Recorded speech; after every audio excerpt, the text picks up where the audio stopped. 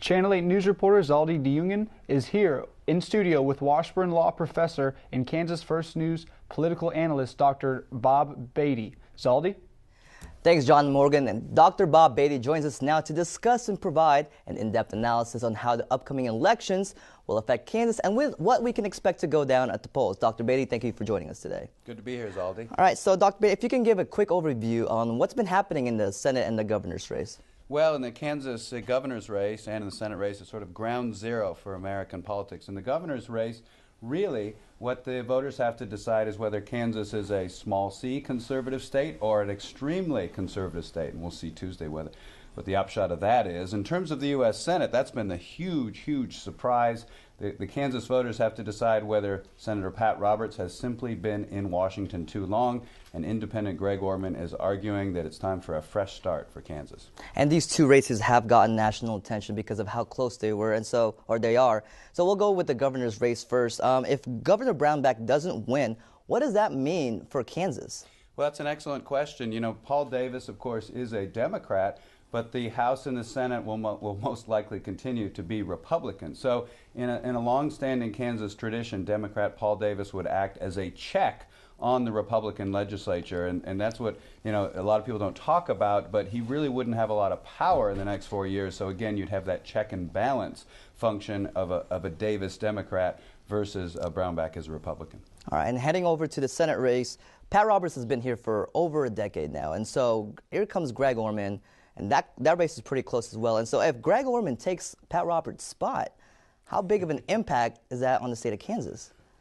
It's absolutely massive. We can't even imagine. I mean, it's an excellent question because we don't know what Greg Orman is going to do in the U.S. Senate.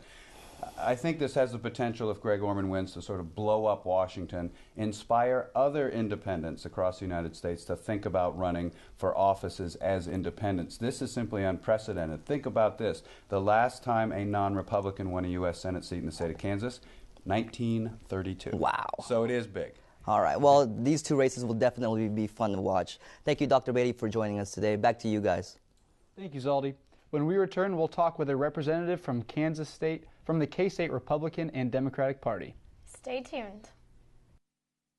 Welcome back to Channel 8 News Election Special. I'm Morgan Hulsman. And I'm John Zettmeyer. Our Channel 8 News reporter Willie Evans is now joined by representatives from the Kansas State University Republican and Democratic Party to give us two different outlooks on the campaign. Willie? Thank you, John and Morgan. I'm joined now by K-State College Republican Organization member Laura Myers and K-State Democratic Organization member Kyle Neal. Welcome, both of you guys. Thank you. Now, the Senate race in Kansas is coming down to the wire. Republican candidate Pat Roberts is running against independent Greg Orman. Now, in September, Orman was endorsed by a group of about 70 former Republican officials. So, Laura, I want to ask you, why are so many people crossing the party line, and do you think they should be? In regards to that question, I can tell you from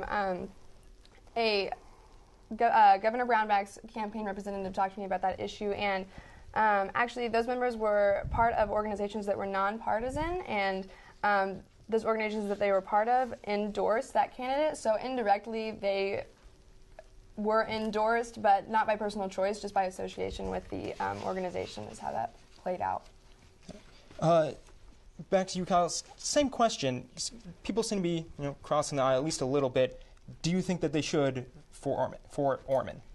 Absolutely, I do. I mean, the fact that 70 former members of the Kansas legislature have endorsed Greg Orman in his campaign against Senator Pat Roberts shows that Kansans really want change in how Washington is run. They see that Pat Roberts has been there for over 3 decades, and they see that there is a need for change and some new ideas and new positions to be brought in. Now, Kyle, back to you again. Roberts has served in the Senate for almost 18 years. Why should Kansas vote for a candidate like Greg Orman, who really has never held a position?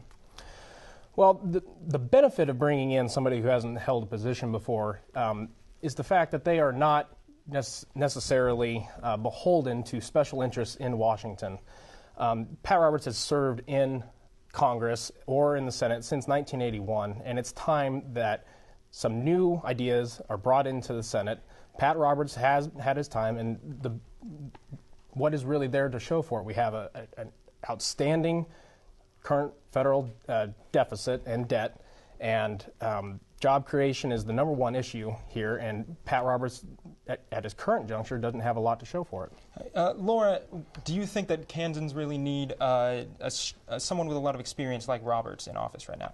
At this point, with the House and the Senate and the situation that it is, I think it's incredibly important to have an experienced representative. With a presidential election coming up, I think it's, too many new faces would be a sticky situation, and so I think having an experienced person. Well, thank you very much, Laura. Thank you very much, Kyle. Thank you. John and Morgan, back to you guys.